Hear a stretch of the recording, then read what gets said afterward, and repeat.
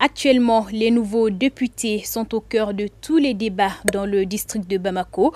Depuis leur installation à l'hémicycle au mois de janvier dernier, de nombreux électeurs qui ont porté leur choix sur eux font déjà des commentaires pas souvent élogieux, des commentaires allant de leur manière de travailler aux primes et salaires qu'ils perçoivent. Cheikh Fantamadindia et reportage. Les nouveaux députés de l'Assemblée nationale voient leur mandat intervenir dans un contexte socio-politique très difficile. Car les Maliens, dans leur grande majorité, attendent beaucoup de ces élus de la nation. Nous avons porté notre choix sur les députés pour qu'ils nous représentent dignement à l'hémicycle. Mais une fois qu'ils sont élus, ils ne viennent jamais nous consulter.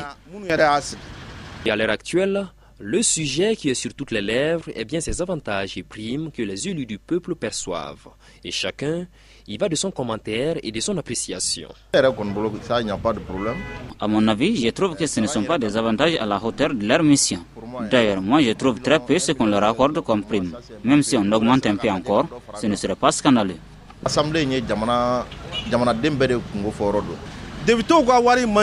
À mon avis, la question n'est pas de savoir si c'est normal ou pas. Mais le drame est que tous ces tickets d'essence et autres primes de logement qu'on leur donne ne les encouragent pas à travailler correctement.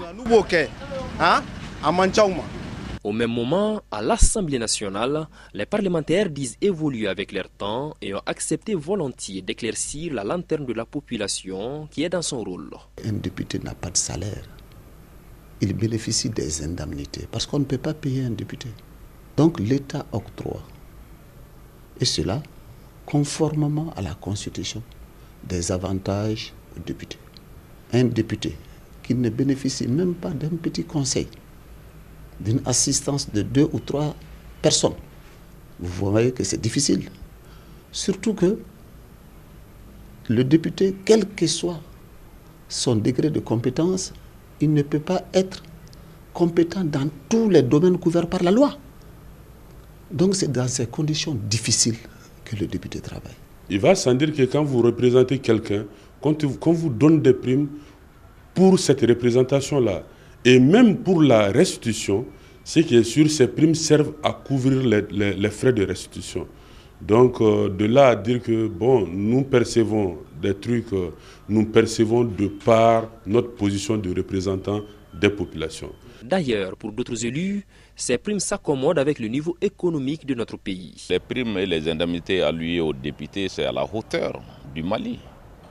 Parce que je peux dire que même c'est en deçà de ce que les députés peuvent avoir.